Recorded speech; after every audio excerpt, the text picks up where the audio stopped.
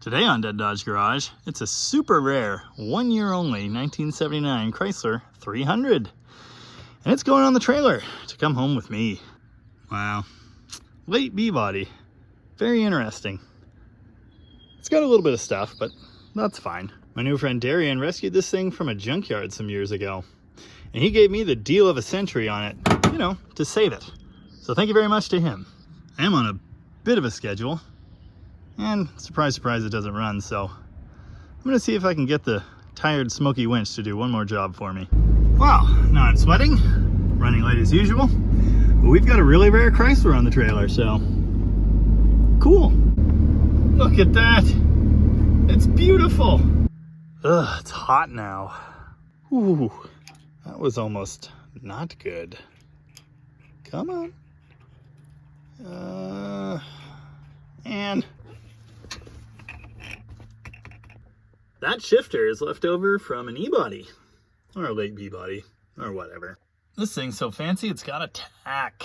It's the next day, and I feel like garbage. Anyway, what is this thing? Well, something special. Kind of. I did a video recently on a 1961 Chrysler 300, and kind of gave a lot of the backstory of the line there. So go and check that out if you're curious. The Chrysler 300 was something special. Well, the original one anyway. It had 300 horsepower. It was the ultimate personal luxury vehicle. And it did some fun racing stuff too. The ultimate 300 to me is that first year, 1955. And the ultimate 55 300 to me is in white. So it's fitting that these things, at least in America, only came in Spinnaker white. What this car really is a special edition of the 1979 Chrysler Cordoba. The Cordoba, of course, the small Chrysler. That's right, a B-body. Yeah, not really that small, but smaller than the boats they were making when the Cordoba came out in '75 anyway. The most obvious departure from the Cordoba, of course, this special crosshair grille with blacked out inserts. I kind of like it. For 75 through 77, the Cordoba had those cool round lights with the tunneled bodywork around them. 78, that went away in favor of this. Yeah, I've always liked those earlier Cordobas actually, and this, I'm not so sure, but it's growing on me. Aside from being generally less good looking, the other thing the front end redesign did was made the Cordoba look more like a Monte Carlo, but that's another story, I suppose. By this point in the 70s, Chrysler, as usual, was really struggling, and there was only so much they could do to set this car apart from the standard Cordoba. Things like screwing on simulated vents, laser etching 300 on the quarter windows, and installing these. They're missing the inserts. I have one of them, but it should be red, white, and blue. They also adorn just about every piece of the car with 300 emblems. Both taillights, the wheel covers, the aforementioned window, the dash, on which it's spelled out for some reason, and the door panels, which personally, I find quite attractive. Being on the B-body platform, there are some parts that look familiar to me. This basic dash design is the same as what came out in the 71 B-bodies, which makes me wonder if this dash is interchangeable with the cool earlier rally dash. I don't know.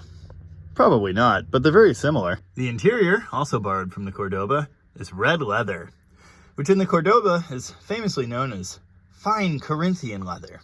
They didn't advertise it as such in this car, but it's the same stuff. Yeah, there's the fancy insert for the quarter panel. Here's the other special part for the 300. It might look like a wheel cover, but it's totally not. That's a special aluminum wheel. Neat. It's hours later, and we're somewhere totally different. But only because someone parked this fantastic automobile where my truck and trailer normally goes. More on that later. To find the rest of the special Squirrel 300 stuff, we gotta go under the hood.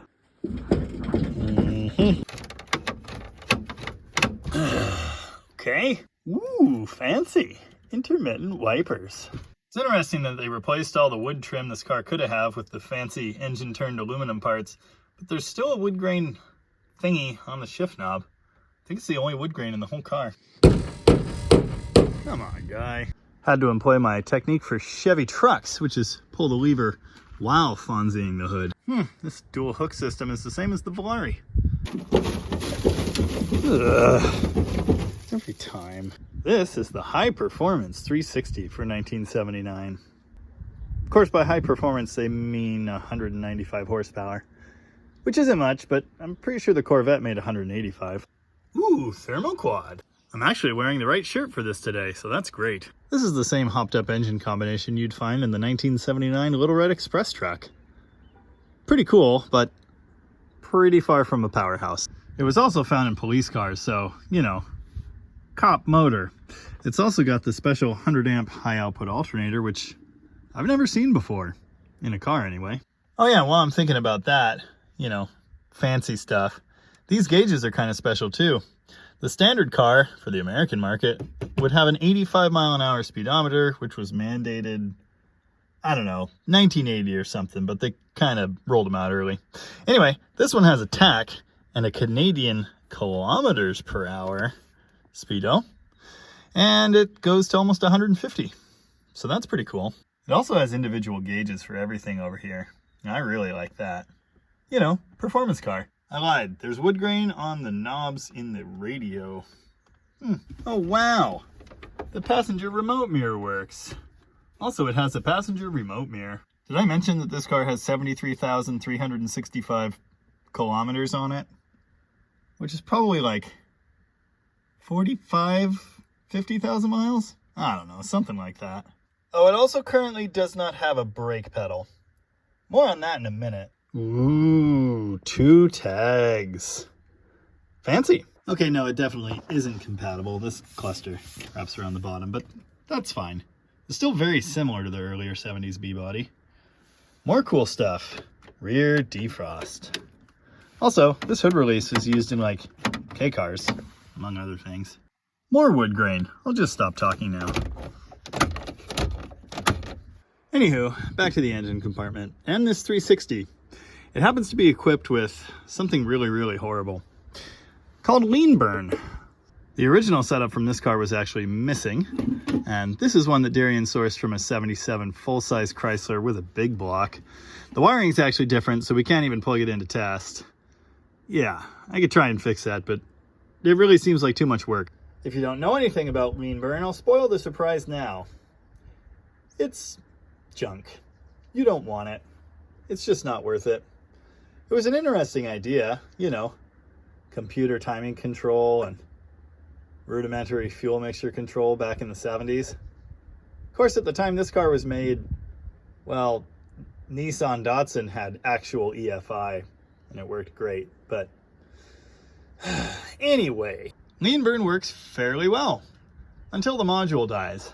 The module is that thingy mounted on the air cleaner for cooling or whatever. They're just bad, so the way to fix them is, well, throw this thing, I guess. Okay, fine. We'll delicately set it over there because someone somewhere needs that. And then we put in a standard Chrysler electronic distributor and module, and we're good to go. Now, this is actually a correct, crazy lean burn thermoquad with electronic fuel controls and all that stuff. It has been remanufactured. Who knows what year. It's also been off, so the fuel line's cut and all the vacuum stuff's unhooked. That could be an issue. I'd like to hear this thing fire off, and if I do, we may just go over to my collection and grab a slightly less bad thermoquad and throw that in here. Now, in some applications, there's actually a dual pickup distributor. This is a single pickup distributor, so I could actually connect it right to the standard module and it would be fine. Note, there is no vacuum advance. There's actually no mechanical advance at all. I think that's just slop in there. Cool, that would be useful for going fast really easily. For our purposes here, eliminating the lean burn with a really very stock engine, yeah, it's not gonna do us any good. So we'll pull that out and drop a standard single pickup with an advance right in there, and it'll be great. This car is missing one kind of important thing, and it's the heater control valve. It's supposed to live right here and hang off of this bar. So I'm gonna have to, you know, fix that. Yeah, something like that. You know, if it's any good. Or I could make things really, really simple and just put a Pertronix on it. I'm liking this idea. I'll tell you right now, this is way too fancy for this car, but I think we're doing it. You know, I read the instructions 3 times and they said, for optimal performance, remove the ballast resistor. but they didn't say you have to, so I think we're in the clear. I don't want to put an expensive coil in this thing. That's ridiculous. You might be thinking I skipped a few steps here. Jamie, does the engine even turn over? What's the oil look like? What's the coolant look like? They're fine. Apparently, it did turn over a few years ago, so I think we're in the clear. The antifreeze looks like this. Oh, come on. Really? There. Nice, shining green and full, except for, you know, the missing section here. Extra parts. That's cool. And the oil looks like that. So, yeah, it's fine. Come on, back in the hole. I'm just confident enough that it's just going to crank over and fire. And then we'll kind of see what we got. I know we have a whole bunch of vacuum leaks. I'm not too concerned. If it runs, we'll spoil it with a carburetor that works. But we'll blow up that bridge when we get to it. Oh no. Not only is it missing a brake pedal, it's got a broken brake line.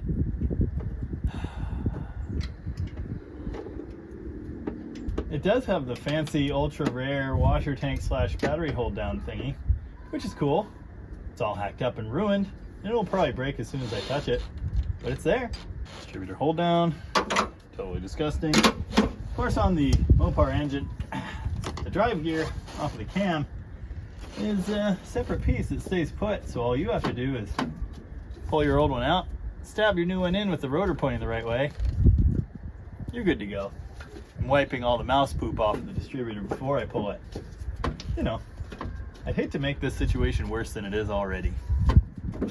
Come on.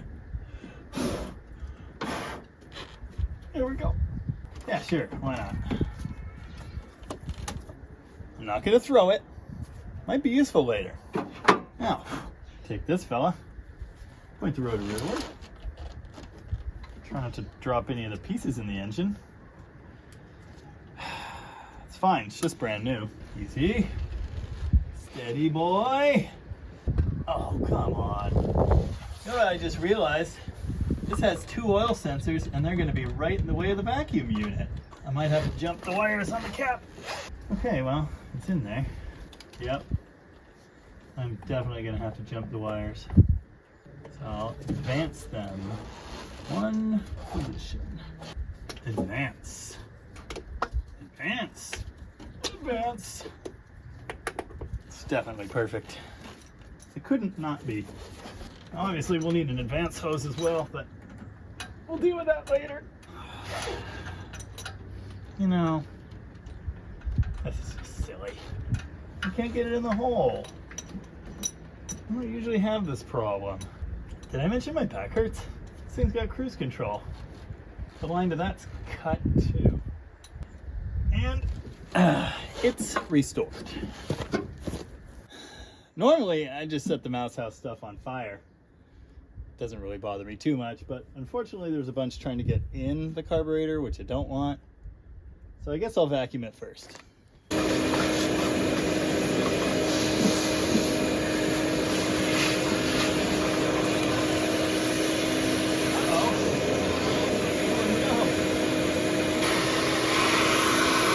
This is a bit of an advanced case. The primaries are jammed solid with mouse stuff. Also, the secondary air door won't move, and the choke rod here won't move either, so that's good. Oh yeah. Don't breathe any of that. Super fast for you. Wow. Still going. There's so much in there. Ugh. It's all over me. And my hat. Well, don't ask me to explain this, but every shaft in this carburetor is seized solid, except the primary throttle. So that's cool. The accelerator pump won't move. I got the choke moving, but the control shaft still won't. Ugh. Yeah, so obviously it's gonna need some attention. Let's see if it'll fire anyway. Ignition, wired. Fuel system, primed, which you can tell by the gas everywhere. Battery, installed. Did I mention the tailpipes are packed solid with mud? Well, they are. Oh, anticlimactic.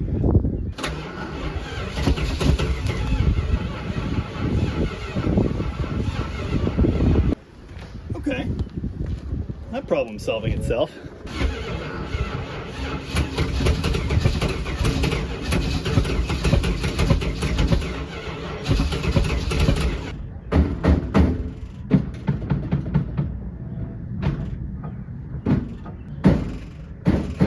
Well, how about now?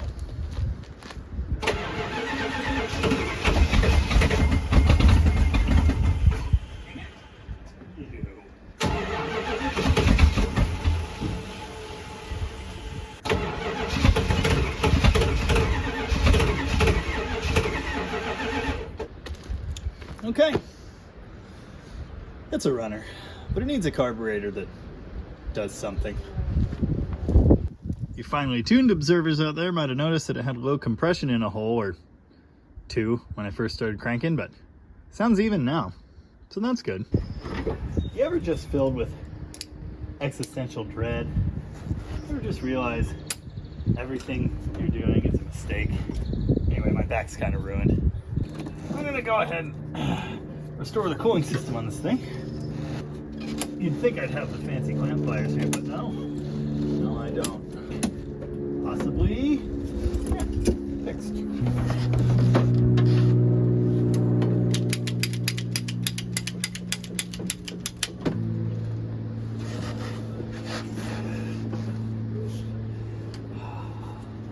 I already took the liberty of reattaching the throttle cable, capping some vacuum lines, hooking up the fuel hose, kind of.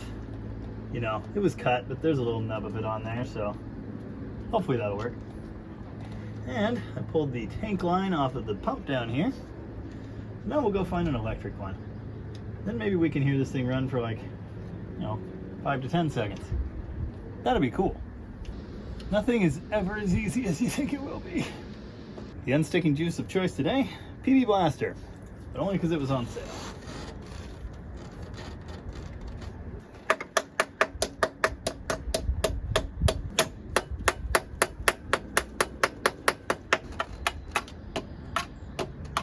Oh, that worked.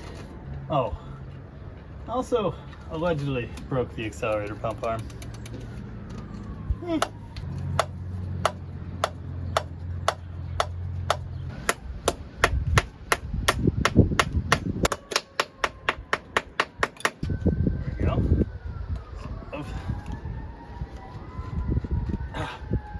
Apparently something's on fire. Good enough. As usual, fuel setup, flawless. Yep, it's pumping something. Might not be flammable, frankly. Oh. Okay. What's a little gas leak among friends, you know?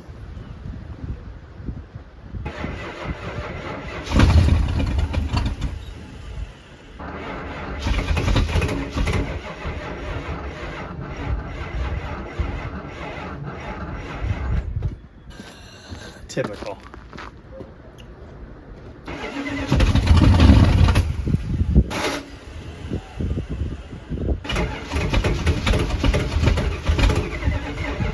Oh, no wonder the battery died.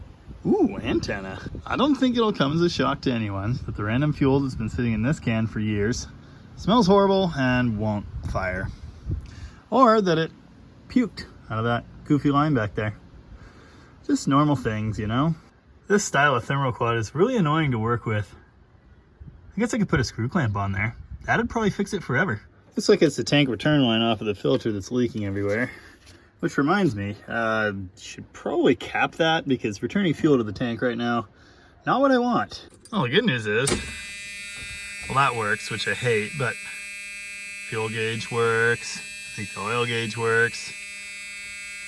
Ammeter works, for sure, and He puts five, he up on legs, and he puts 5 filters around the box stand, and wow. the air draws up through the filters, out, up.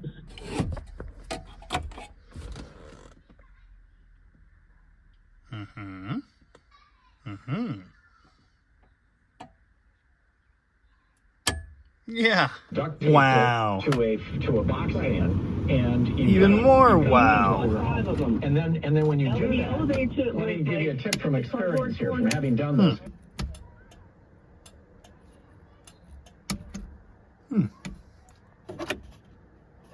All the wiper stuff's out and unplugged currently. That's fine. I take that back. The amp gauge doesn't work. Wow.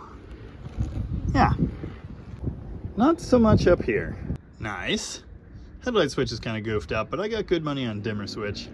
Common problem. Well, unfortunately my current predicament is I don't have any fuel that'll actually like burn.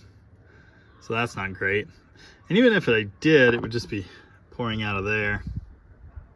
I guess I'll screw clamp that. Hope for the best. And while I wait to go get some fuel, you know, till Mrs. Jamie gets home, maybe I can make brakes happen. Maybe. Well, the good news is it did fire off enough to launch this potato of mud out of the tailpipe, so that's pretty neat. Okay, I really regret trying that gas. It reeks. Did I mention this car came with like a trunk full of parts and stuff? Well, it did. There's the special missing wheel with the 300 cap. There are all kinds of tools and bits and a really nice extension cord and a box of expensive special 300 replacement parts over there. This box in particular, exceedingly useful. New fuel pump, Cordoba hubcaps, which I don't need, but they're cool. Spare brake rotors, assuming they're correct for the car anyway. And, in addition to all the wiper stuff that's missing, the brake pedal. Well, couldn't find the clevis assembly, but luckily we just pulled one out of the 73 Charger, so fixed. Well, except that I still have to install it, and did you know that that really sucks? Man, the toolbox charger, the gift that keeps on giving. Actually didn't need the master cylinder to splitter valve lines because we use that aftermarket style booster in master, so perfect. Anyway, can I have brakes now?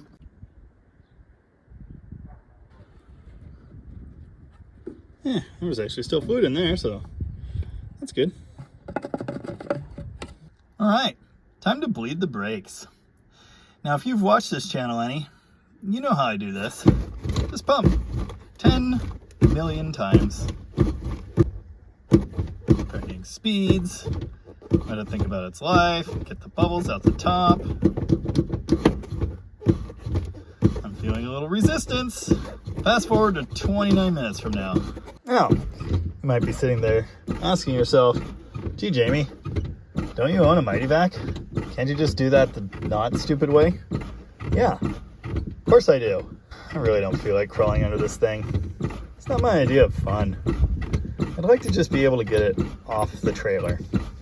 Half a brake pedal would accomplish that. And this usually works. Eventually. Oh yeah, totally doing things. Slowly. Master cylinder's bad. Are you surprised by this? Personally, I am shocked and appalled. Oh look, helpful starting instructions. Check out this headliner. It's beautiful actually. I'm like perfect. Also, those interior lights worked until I unplugged the battery. Oh, I never did see the chronometer light up. That's unfortunate. How am I gonna know what time it is? So far, I've been rewarded with crushing disappointment. I actually have a spare master cylinder for one of these. I just wanted to use it for other stuff. All right, well, at least we've got option B to get it off the trailer. Car trailer tires. What a good idea. All right, well, I think I fixed all the fuel leaks, maybe. Yeah, the brake stuff's assembled, but it doesn't work. Vacuum leaks taken care of. Linkages on the carb, working. And I cleaned out the world's nastiest fuel tank, removed all the dead flies and the mud and the oil residue. And I put the tiniest splash of gasoline in there, so maybe we can run it for 18 seconds. Then I'll go buy more. Well, that's no better, but we did purge out all of that fuel that turned out to be partially water, allegedly. 8,000 years later, that's replaced and it's actually fixed now. And I went ahead and tightened the carburetor mounting bolts too. You know, it's the little things. Can you see the tiny little trickle of gas that's left? Let's see what we get. All right, big money. Did I mention the tack works? That's cool. Carburetor's still probably full of water. Come on, big money.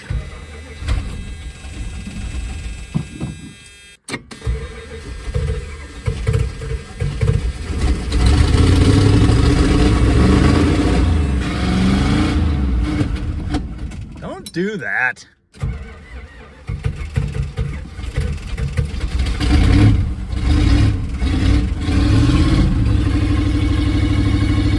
All right.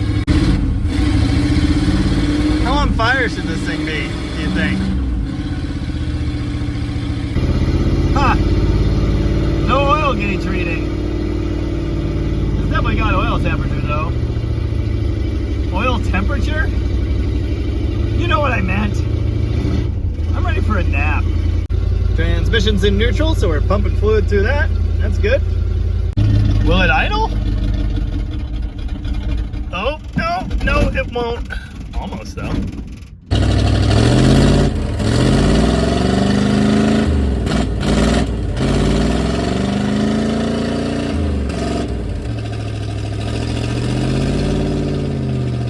Almost idling. Oh yeah, it was timing. And that's with no accelerator pump. All right, a little smoky.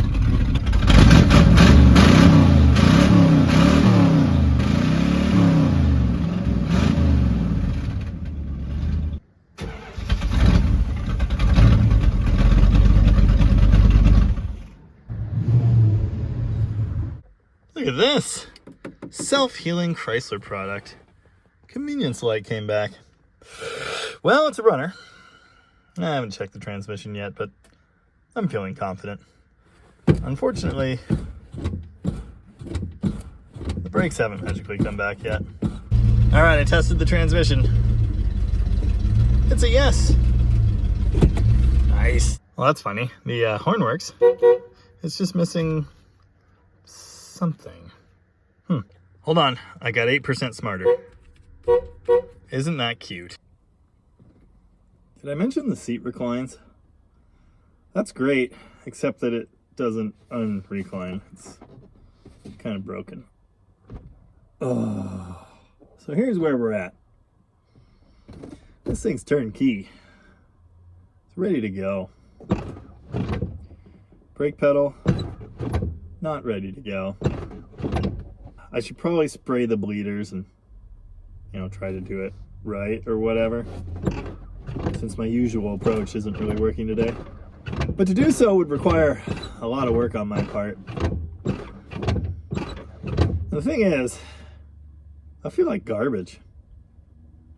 Over the course of today, I've just kind of like crashed.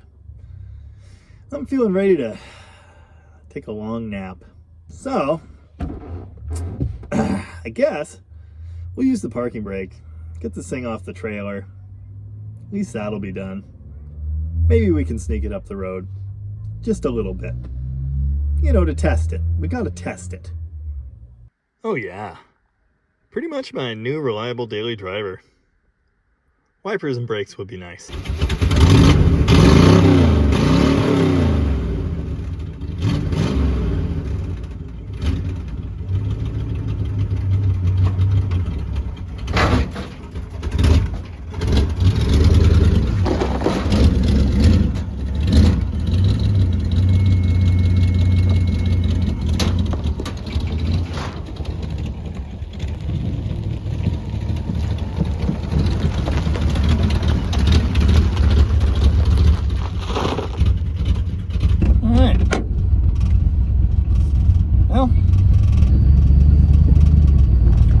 Let's see what's what.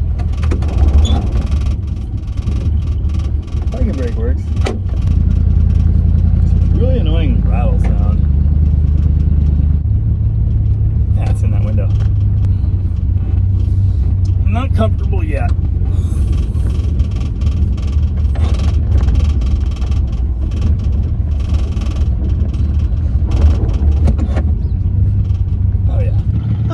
is a reliable daily driver if I've ever seen one. The longer it runs, the richers it's getting. Richers? Yeah, that's where we're at. Anyway, the choke isn't really working right. Did I mention the complete lack of a license plate on the trunk rest? Apparently that's common. Alright, this thing's a really late B-body. About the latest, in fact. But these days, I'm thinking any B-bodies is good B-bodies. And I kind of like this thing. It's no 68 Charger, but it's definitely got some style. It's not that bad. And of course, it is special and rare, although no one that ever looks at it will know that. Ugh, bees. Due to the complete lack of brakes, I really can't test the 360 thoroughly, but it sounds pretty good. I'm impressed. At the end of the day, this thing is just a fancy Cordoba. But it's a pretty fancy Cordoba, you know what I mean? Alright, something's smoking. Probably a good time to park it. Well, that's interesting. Now the fuel gauge is almost pegged out and the oil and temps still aren't reading, so we might have a voltage limiter problem. Or maybe there's a full tank of bad gas, I don't know. Ooh, power steering works nice. Heh, belt squeal. I wonder if that means it's charging. I never checked. Okay, time to limp it home. Really can't do any celebratory burnouts, unfortunately. Kind of need front brakes for that. This car is equipped with a 9 1/4 Chrysler with 321 sure grip gears, which is pretty cool. A lot of cop car stuff in this car. It's a fancy Cordoba with a bunch of cop car equipment. Sway bars front and rear, heavy springs, etc. Oh no. Oh no. Okay, well, you know. Wow. The parking brake works, but the rear brakes aren't that good. Yeah. Oh, look, a Volare. That's a contemporary of the Cordoba 300 Special Edition. Try not to kill anyone. That would be awkward. I just noticed this thing has a third brake light. Those weren't mandated until 85. Must have been an option. This thing is loaded with options. And nobody died. Now I gotta get the window up somehow. Good enough. Mild gurgling noises. Stay. Oh, there you go. A slice of special, rare, fancy, high luxury from the late 70s. I hope you enjoyed it. I kind of did. Maybe next time we'll work on brakes. In the meantime, as Zach always says, I'm gonna go die now. So thanks for watching.